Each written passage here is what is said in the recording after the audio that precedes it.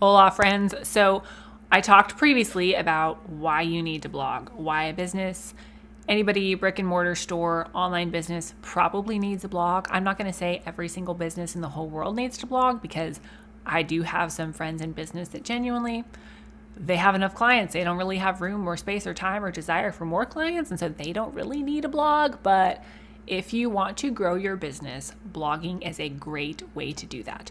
Do I think that blogging needs to be your only content strategy? The only thing you do? No, obviously I believe in podcasting. I've started a podcast, but in today's podcast, I'm going to walk you through mistakes people make blogging, wrong ways to blog, and how to use blogging as part of your overall content strategy, and the elements that are necessary to have in a good blog. So get your pen and paper out. We're going to get right to the rat killing, and I'm going to teach you how to blog the right way.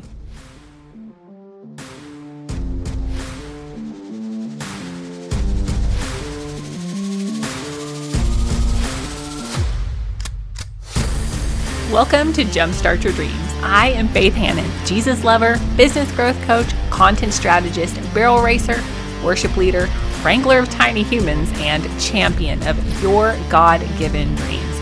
If you are finally ready to feel confident pursuing your God-given dreams, know Jesus more, and learn how to market and actually grow your business without losing your mind, then tell the dog to quit barking, grab a notepad and that third cup of coffee, and listen in for some shoot you straight, visionary, and practical tips to get you the breakthrough you've been looking for.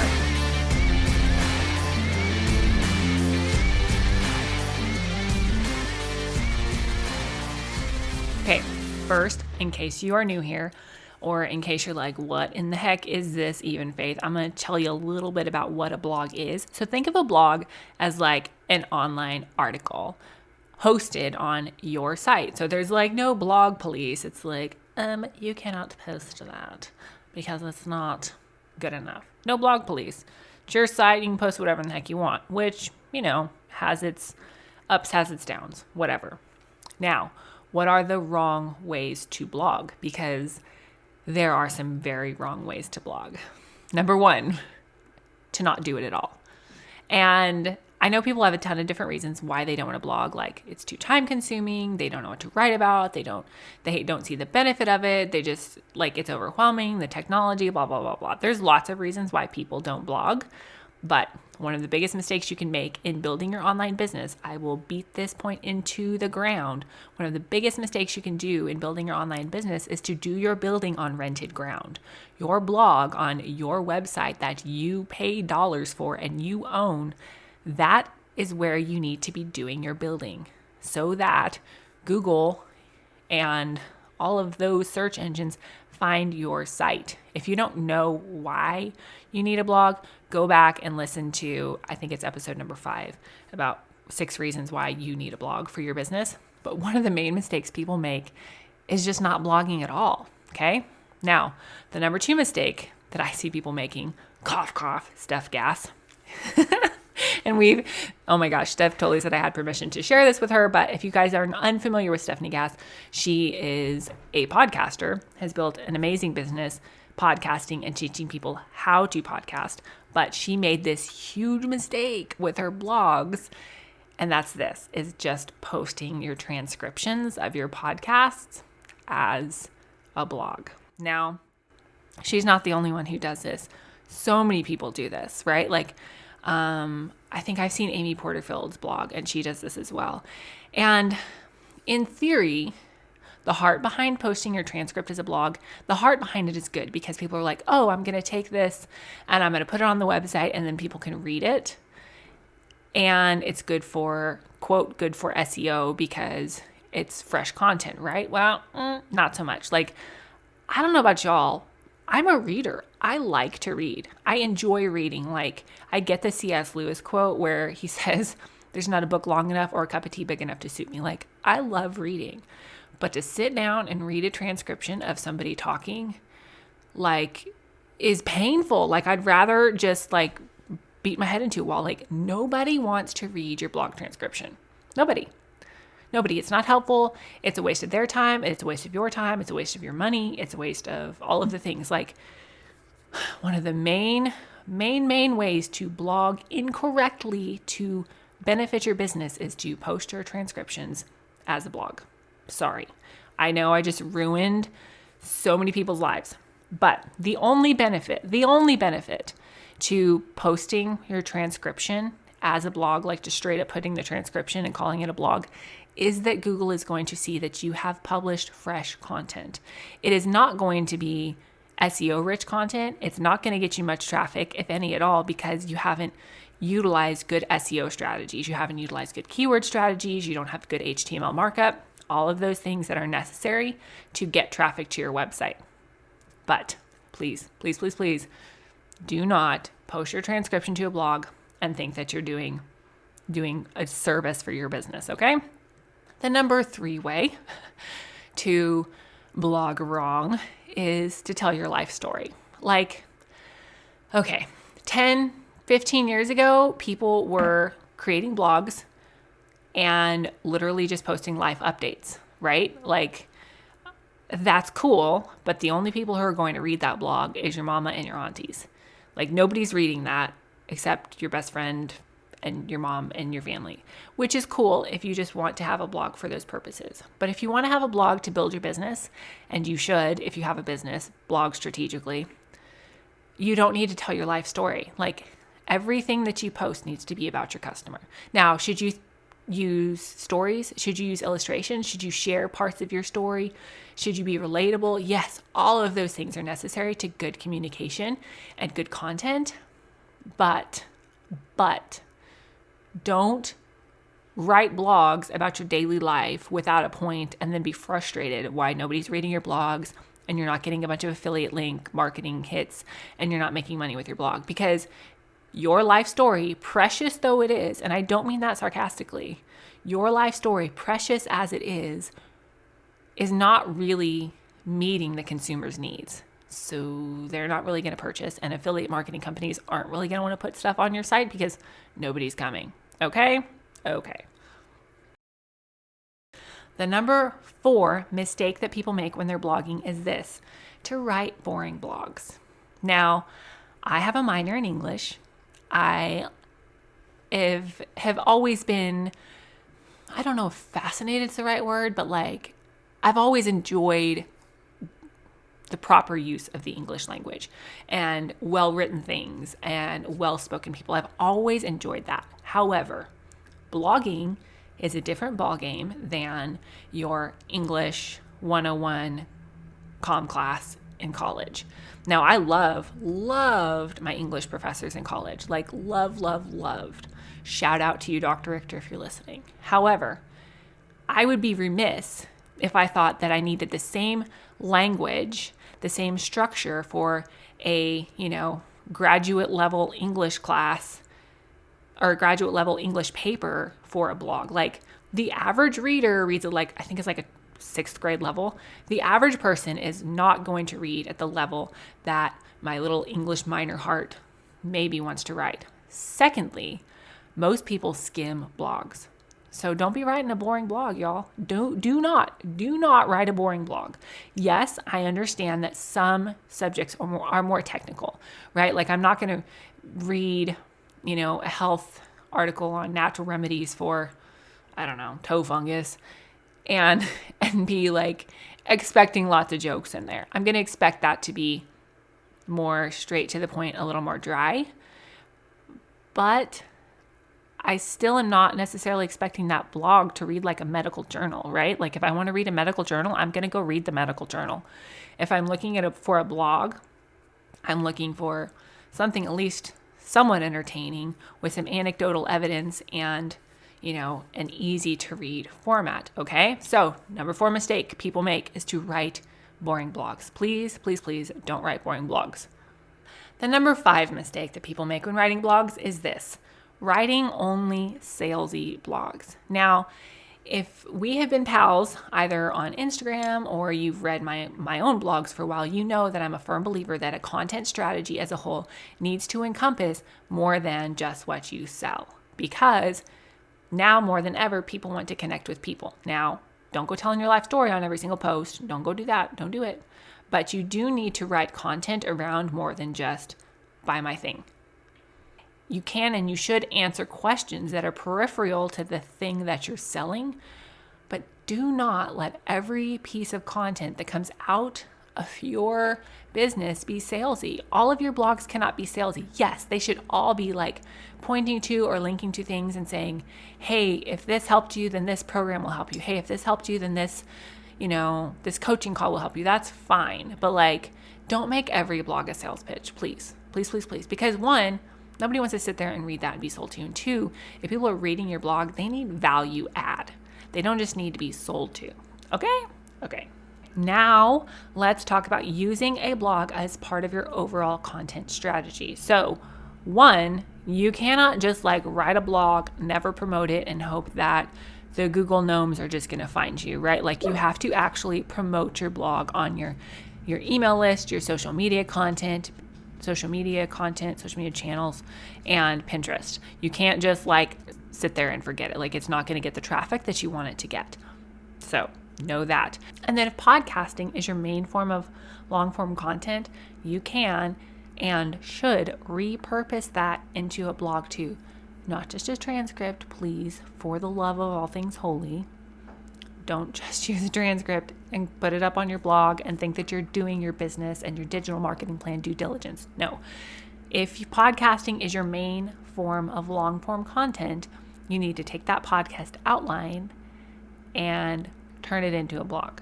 Okay? It doesn't have to be a 5-hour process. It doesn't have to be a huge thing. It doesn't have to be like this, epically written article that moves everybody to tears. No, it just needs to be a basic outline, short 5-paragraph quote essay like you had to write back in school.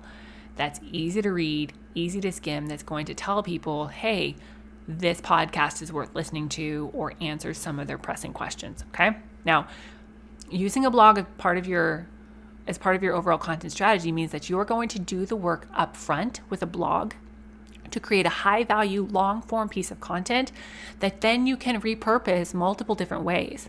Y'all, if you are not repurposing your blogs, you are working too hard and not smart enough. Each and every single blog can be and should be repurposed at least 5 different ways, if not 10. Some blogs I can get 15 pieces of content out of, y'all.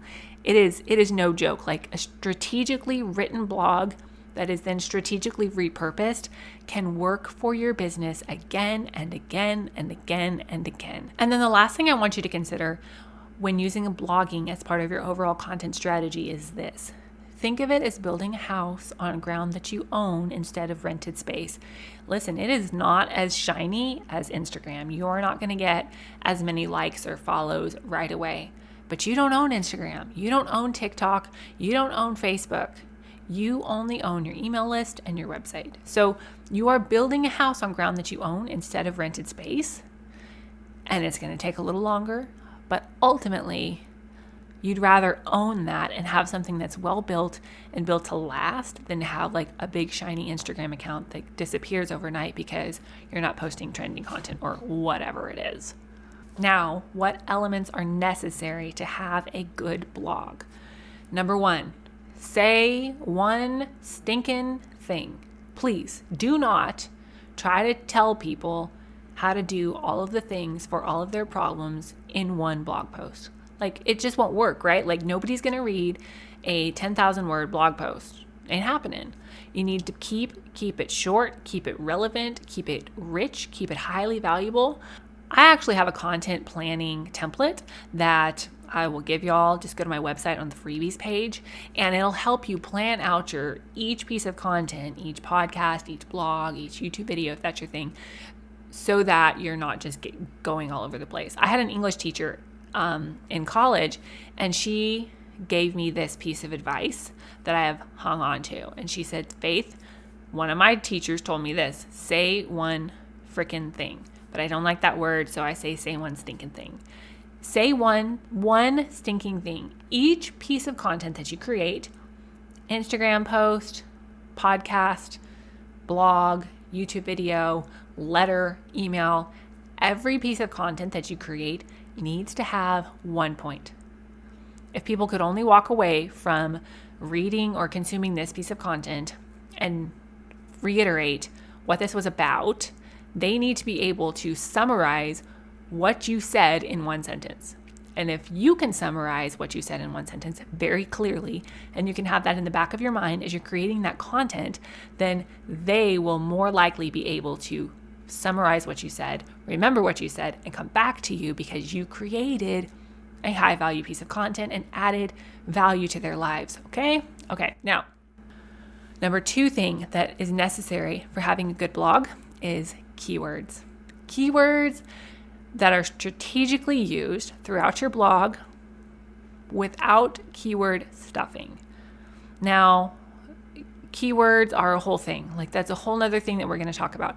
But it's really easy to do, like, dip your toe into keyword research and see that a certain keyword or long tail keyword, which is just a phrase, a keyword phrase, it's really easy to see, like, oh my gosh, this thing has 400,000 searches each month. I should use that word. Well, yes and no. That's not necessarily a good keyword for your business. Again, this is something that I could help you with personally, more in a one-on-one coaching call.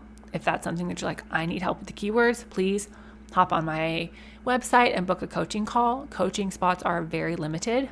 But the second element that is necessary to having a good blog that is actually going to help your business is keywords used strategically without keyword stuffing.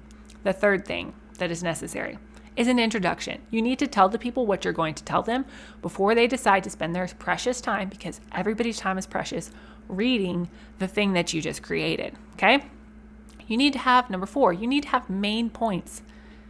Don't just babble on and on and on forever. Like, get to the rat killing. Tell the people what you're going to tell them, then tell them that, support that, and move on. Let them get on about their dang day. Okay? And then number 5, which is one I personally honestly struggle with, is a conclusion. You need to tell the people what you told them. Remind them of your main point. If you have to revert back to high school English class days where you're like writing out a thesis statement for each podcast or each blog or each YouTube video or whatever, like, then do it. Because you need to be able to tell them what you're going to tell them and tell them what you told them in a clear, concise way.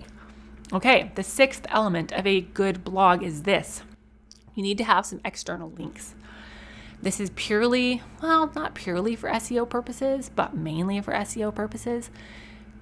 When you're writing content, you need to, quote, prove that you have some authority to speak on the subject.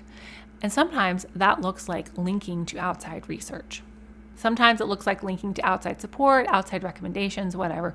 But SEO, Google likes it much better when you have some external links in each blog post. Okay, the number 7 thing is internal links. Now, when you get to creating content and you have a ton of blogs or a ton of podcasts, you're going to find that there are several topics that are interconnected, right? Like, we as humans need to hear things multiple times before we fully grasp them. And I'm sure that number, whatever that number is only going up the more and more media we consume because we're just inundated with information. So as you create content, you're going to find like, oh, like this topic would also be helpful for somebody. Oh, this idea would also be helpful. Oh, this freebie. Oh, this paid thing would be helpful. And you need to link those things accordingly. Make it easy for your reader to find the next step to take. And sometimes the next step to take is just reading the next blog or listening to the next podcast or watching the next video, but you need to make it easy for them. So think about the customer journey, think about where they're at, and think about what pieces of content you would like to be getting more eyeballs on, and link those internally strategically throughout your blog. Okay, and the 8th thing that a good blog needs to have is graphics. Why? Well, 1, we're all visual creatures.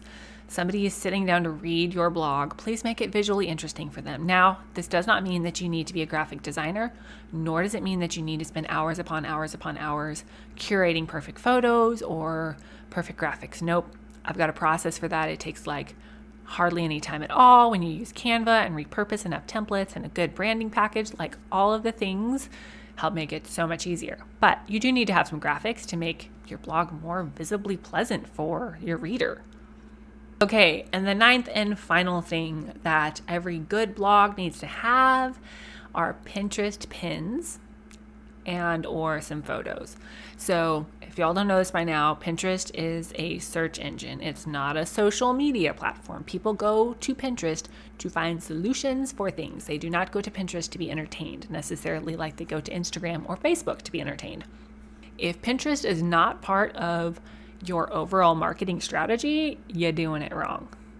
And I'm a firm believer in Pinterest. I'm going to teach more about Pinterest, probably have some guest experts about Pinterest, because I do firmly believe that it's a great way to utilize and repurpose content. However, your blog post needs to have your Pinterest pins on it. Okay? And then they're there. People can pin that. You can encourage people to pin that. And the traffic from Pinterest is more organic that way. So, there we go. There's the mistakes that people make blogging, how to use blogging as part of your overall content strategy, and what elements are necessary to have a good blog. I know that this was a very content-heavy podcast, but I wanted to make sure that you had all these elements so you could get started, and I will absolutely go into more depth in further podcasts. And if you are like raising your hand over there like, Faith, please help me with the things, make sure to book a coaching call. Make sure to book a content strategy coaching call, and let's get your blog, podcast, whatever your main form of long form content is, let's get that hashed out and planned out for you for the next 3 to 6 months.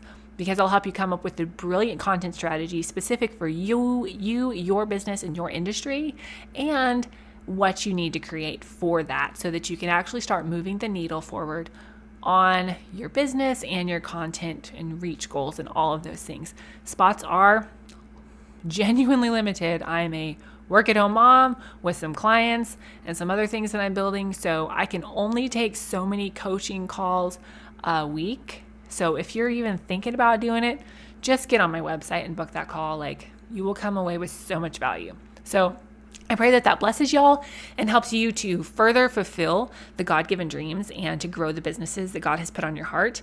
Lord, I just pray for wisdom, for insight and strategic knowledge, strategic ideas from heaven for them as they start to create high-value content for their audience, Lord, to serve their people and to serve you and glorify you with their gifts. In Jesus' mighty name.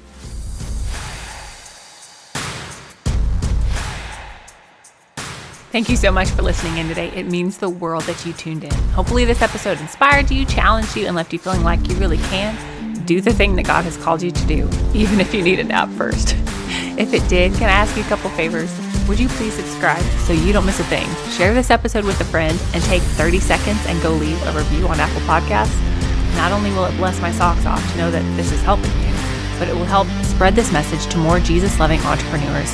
Connect with me over on Instagram at Faith Hannon and find out about all the things, courses, coaching, and copywriting at my website, faithhannon.com. Until next time, God bless, and I'll talk to you soon.